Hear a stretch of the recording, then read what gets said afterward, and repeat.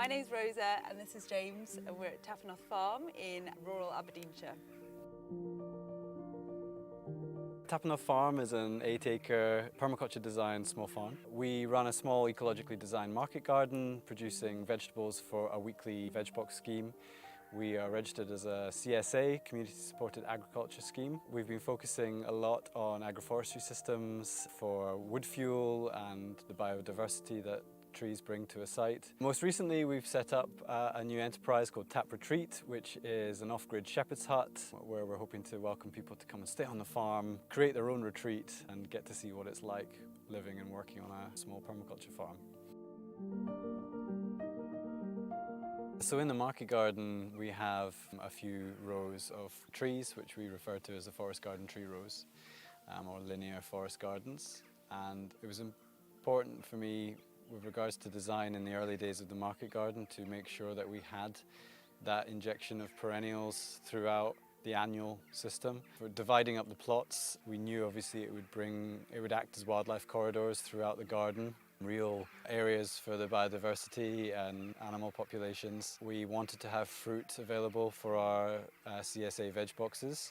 The annual vegetables always take up a lot of time, no matter how clever we can be with our planting techniques or reducing weeding through no dig. Annual vegetable production is a lot of work, and we wanted to put some systems into place in that garden that over time will manage themselves to an extent. Another positive aspect of integrating trees into the annual market garden was to create a beneficial microclimate. We've got some very strong winds. We're on a sloping site here, 270 metres above sea level on the side of a hill. So it was very important to be able to put some windbreaks into place. Because we know the vegetables need that wind protection. We know that the fruit trees themselves needed wind protection. So any windbreaks that we put in were there not only to break the wind, but also to be a yield in itself. So we were putting hardy fruiting species in as hedges. So we've been planting crab apples and damson, sea buckthorn, roses. That means that we're getting many functions from that one hedge. So far we've been mostly focusing on fruiting perennial shrubs and trees within the market garden, but I think there's definitely scope for looking into perennial veg. With perennial vegetables, there's quite a nice complement if you've got a combination between annual and perennial. There's obviously the perennial vegetables will have their own needs and things, but it potentially, for example, in a difficult season, your perennial vegetables are much more likely to be able to hold up against that than your annual ones that you're really just starting off every year. So you've got this kind of sometimes a bit of a security that comes from having a combination of perennial trees and perennial vegetable crops as well as your annuals. It can be like a backup for both of them to help each other in that way. When things aren't necessarily going so right within like the annual garden, it's very comforting to see these things still super lush and looking after themselves in a way and just producing without you breaking your back to do it. So it can sometimes feel like this lovely, I guess, reminder just of that really, and just that there is still food coming out the garden.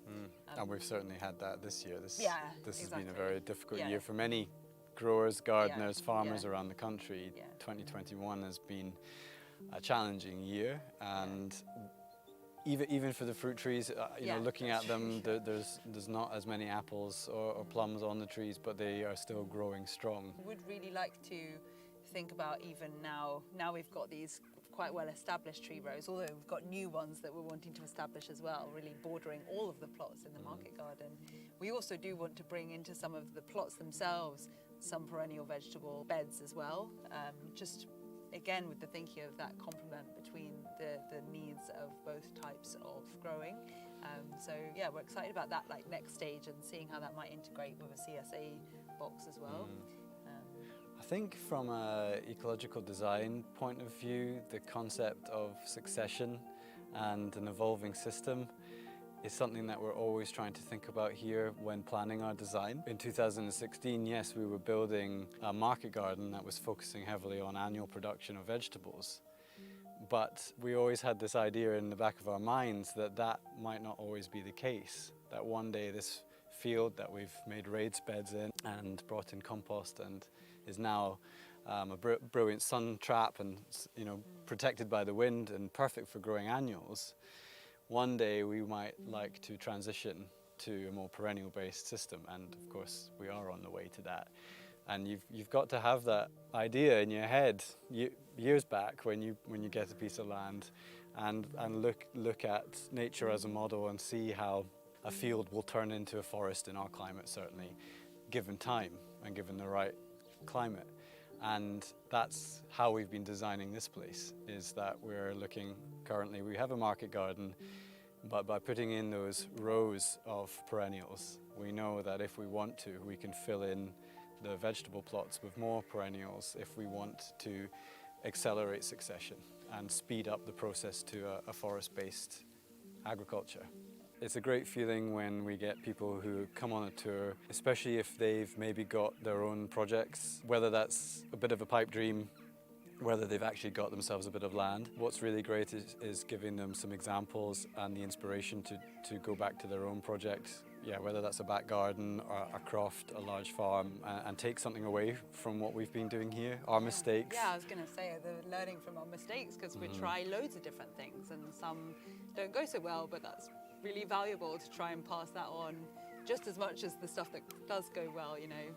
So that's been really nice, and Yeah. that's been something that's in recent, like the past couple of years, there do seem to be more and more quite local people cropping up, you know, that suddenly have found us, and it's very nice to realise that I think we've inspired them to make a little bit of a new direction and try out a new way of living.